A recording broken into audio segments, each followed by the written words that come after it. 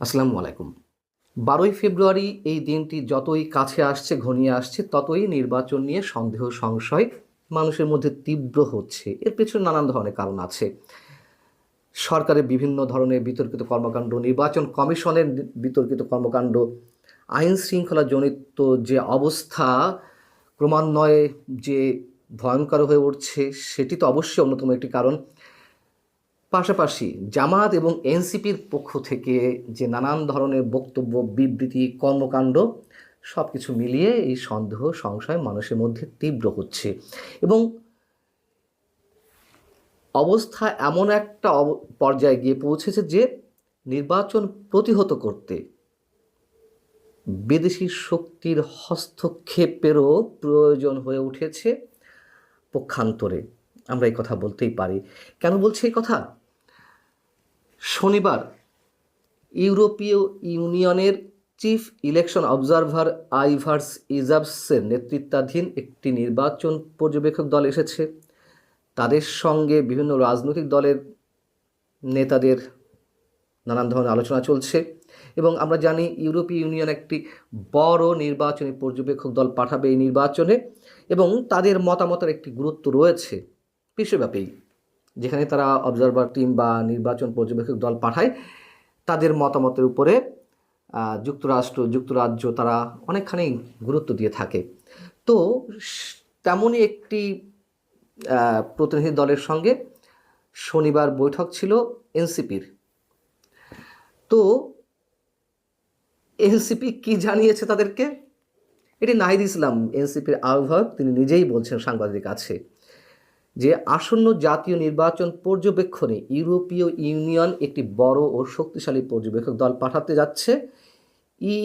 ইউরোপীয় ইউনিয়ন চায় নির্বাচনটি সুষ্ঠু, নিরপেক্ষ ও প্রতিযোগিতামূলক হোক এবং ফল ঘোষণার পর সবাই যেন তা গ্রহণ করতে পারে। এতে গণতান্ত্রিক রূপান্তরও নির্বিঘ্ন হবে। নাহিদ ইসলামরাও সেটি বিশ্বাস করে। কিন্তু তিনি কি বলছেন? দেশে লেভেল প্লেইং ফিল্ড আছে এমন আত্মবিশ্বাস ও ঐকমত্য সব রাজনৈতিক দলের নেই, এনসিপিরও নেই।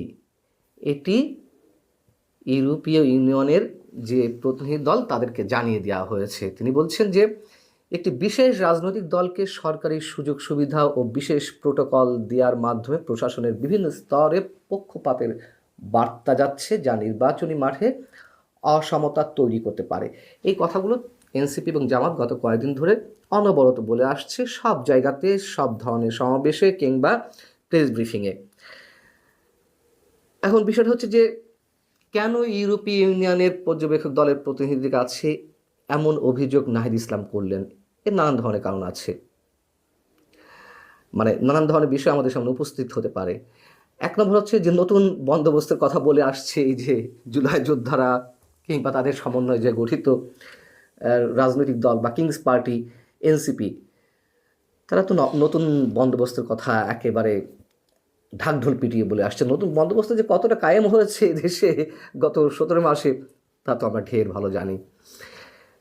এখন নতুন বন্দোবস্তের মধ্যে পড়ে যে আমরা বিদেশি শক্তির হস্তক্ষেপ চাইবো না কোনো কিছুতে, ইভেন নির্বাচন ইস্যুতে। আমরা দেখেছি এর আগে প্রতিটি সরকারের সময়, সেটি বিএনপি হোক, আওয়ামী লীগ হোক, রাজনৈতিক যে কোনো সংকটে আমরা বিদেশি শক্তির দ্বারস্থ হই, তারা এসে এখানে নাক গলায়।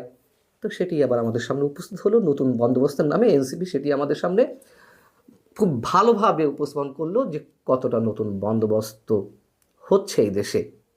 ন্যাক্কারজনক একটি ঘটনা। দ্বিতীয়ত হচ্ছে যে কেন তারা ইউরোপীয় ইউনিয়নের কাছে এই অভিযোগটি করলো, বিদেশিদের কাছে কেন তারা এই ধরনের অভিযোগ এখন করছে? যেহেতু ইউরোপীয় ইউনিয়ন নির্বাচন কমিশনকে নানান ধরনের সহযোগিতা দেয়, আর্থিক সহযোগিতা থেকে নানান ধরনের কারিগরি সহযোগিতা নানান পর্যায়ে তারা দিয়ে থাকে এবং তারা একটি বড় নির্বাচনী পর্যবেক্ষক দল পাঠিয়ে থাকে, এবারও পাঠাবে। এই নির্বাচন নিয়ে যাতে তারা প্রশ্ন উত্থাপন করে। এবং আমার কি মনে হয় জানেন, এটি টম অ্যান্ড জেরির খেলা চলছে। ডক্টর মোহাম্মদ ইউনূস একদিকে তারেক রহমানকে বিশেষ নিরাপত্তার নামে অস্বাভাবিক নিরাপত্তা দিচ্ছে, এটা সত্য কথা। তারেক রহমানের জীবনের ঝুঁকি রয়েছে, তার নিরাপত্তা, বিশেষ নিরাপত্তাও দরকার, কিন্তু ভিভিআইপি প্রোটোকল যখন দেওয়া হবে তখন সেটি অবশ্যই প্রশ্নবিদ্ধ, এবং এটি দিয়ে দেখাতে চাইছে যে আমরা তোমাদের সাথে আছি। কিন্তু এদিক থেকে এনসিপি এবং জামাতকেই আখেরে সব ধরনের সুযোগ সুবিধা দেবে বলে অনেকে মনে হয়, এমনকি নির্বাচনের ফলাফলেও সেটি প্রভাবিত হতে পারে। একটু হিসেব মিলিয়ে দেখুন, ডক্টর মোহাম্মদ ইউনূস, তার যে সরকার, তার ভর কেন্দ্রগুলোর মধ্যে তো 1 নম্বরে এনসিপি, দ্বিতীয়ত জামাত, তৃতীয়ত বিএনপি। তো এনসিপির ছাত্র নেতারাই তো ডক্টর মোহাম্মদ ইউনূসকে ক্ষমতায় বসিয়েছেন, প্রধান উপদেষ্টার পদে বসিয়েছেন। একথা তিনি নিজেই বলেন। আমাদের মনে করার কোনো কারণ আছে যে ডক্টর মোহাম্মদ ইউনূস এনসিপি এবং জামাতের কোনো অভিমত বা মতামতের বাইরে যাবে? এমনটি মনে করার কোনো কারণ নেই। তারেক রহমানের নিরাপত্তা ব্যবস্থাটা একটু চোখে লাগার মতন আমি নিজেই বলেছি, কিন্তু এটিতে সমাধান করা যেত সরকারের সাথে হার্ড লাইনে কথাবার্তা বলে কিংবা নির্বাচন কমিশনের সাথে বলে এটি করা যেত। সেটি বিদেশি শক্তির প্রতিনিধিদের কাছে কেন বলতে হবে, কেন অভিযোগ জানাতে হবে?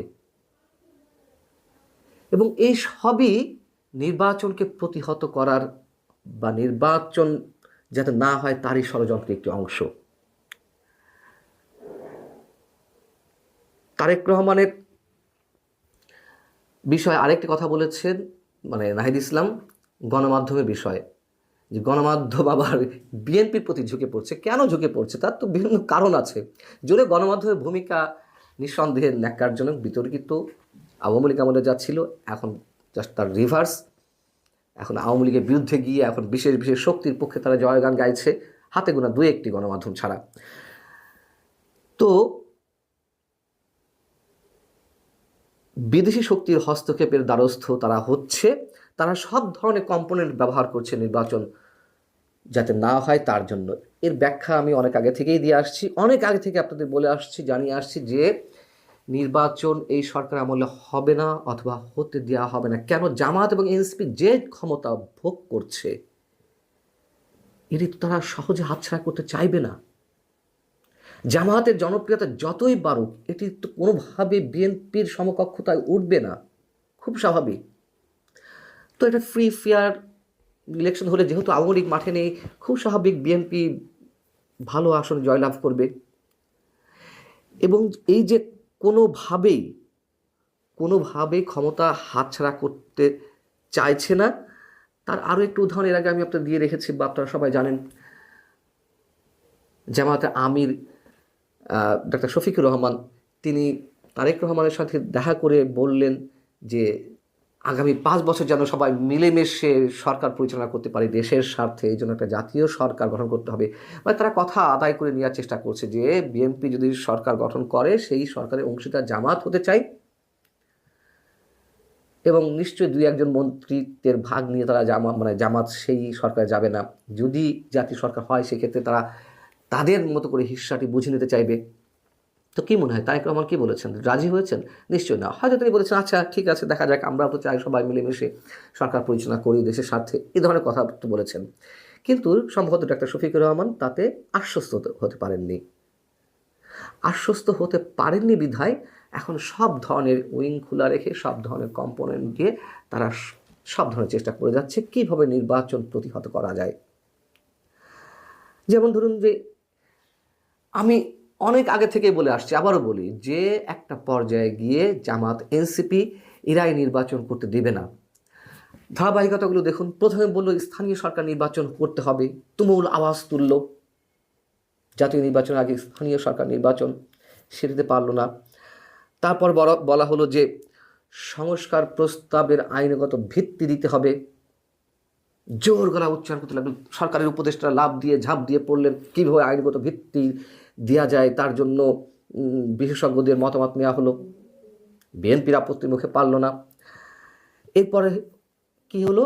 বলা হলো যে আগে গণভোট করতে হবে জাতীয় নির্বাচনের আগে, সেটিও পারল না। সরকার সেটি চাইছিল যে জাতীয় ঐক্যমত্য কমিশন বা ডক্টর আলী রিয়াজের মতো মানুষরা, তারা সব ধরনের চেষ্টা করছিলেন কীভাবে গণভোট আগে করা যায়।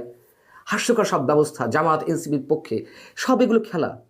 ডক্টর মোহাম্মদ ইউনূসের যে টিম আছে সেই টিম দিয়ে এগুলো খেলানো।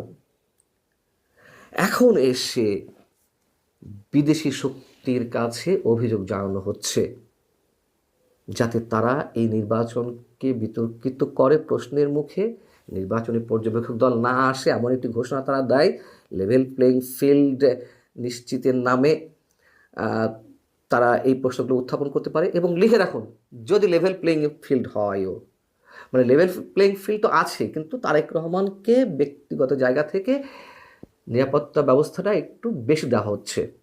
এই তো ধরুন একটা সহনীয় মাত্রায় কমিয়ে আনা হলো। তারেক রহমানের নিরাপত্তা তো দরকারই, অবশ্যই দরকার, এটি সবাই জানে আমরা যে তার জীবন হুমকির মুখে, ঝুঁকির মুখে। আর যতই আমরা বলি যে আইন সবার জন্য সমান, আইন সবার জন্য সমান না, এগুলো পুস্তকের কথা, এগুলো স্রেফ বাণী। নইলে তারেক রহমান যেমন একদিনে ভোটার হলেন, এটা কি সম্ভব ছিল? অন্য কারোর, কেউ মৃত্যু শয্যাশায়ী মনে করুন, তিনি নির্বাচন কমিশনে যেতে পারছেন না বা তার একদিনের মধ্যে ভোটার হতে হবে, এটা কি সম্ভব? কারোর জন্য সম্ভব না। যাই হোক, আইন সবার জন্য সম্ভব না। তারেক রহমান একদিনে ভোটার হয়েছেন, সেটি নিয়ে আমার কোনো প্রশ্ন নেই। কিন্তু তার নিরাপত্তা ব্যবস্থাটা যদি একটা সহনীয় মাত্রায় নামিয়ে আনা হয়, তারপরেও দেখা যাবে এরা নতুন নতুন অজুহাত তুলছে নির্বাচনকে বিতর্কিত করতে, নির্বাচন প্রতিহতর জন্য। ভালো থাকুন সবাই, আল্লাহ হাফেজ।